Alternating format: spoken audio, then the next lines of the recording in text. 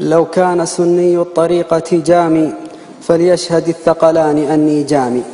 أرعى النصوص فلا أميع قصدها، أو ألبس الأهواء بالإسلام، أو أمتطي ركب الرعاع مقدسا، أو هام داعية كثير كلامي، بل أقتفي أثر النبي وصحبه، يا حبذا النهج القويم السامي. ما ضرني تالله كثرة من غووا في ضجة الآراء والأوهام، يا حبذا الجامي يتابع أحمد قد قالها الفوزان وهو إمامي.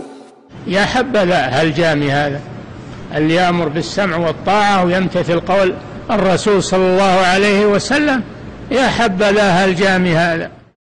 محمد الجامي هو أخونا وزميلنا، تخرج من هذه الجامعة المباركة وذهب إلى الجامعة الإسلامية مدرسا في الجامعة الإسلامية وفي المسجد النبوي، وداعيا إلى الله سبحانه وتعالى، وما علمنا عليه إلا خيرا.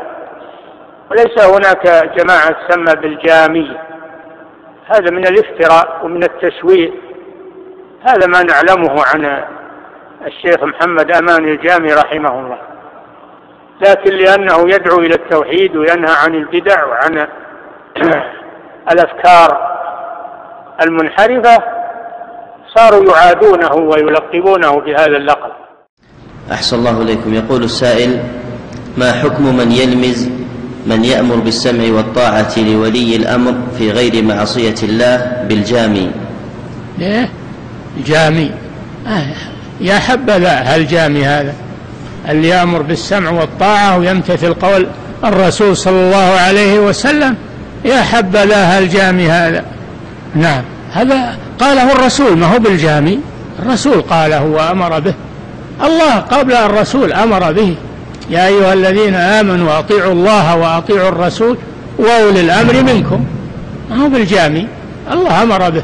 النبي صلى الله عليه وسلم قال: أوصيكم بتقوى الله والسمع والطاعة وإن تأمر عليكم عبد. أمر بذلك الرسول صلى الله عليه وسلم، أمر به الله ورسوله، ما هو بالجامي اللي أمر به. نعم. أحسن الله إليكم.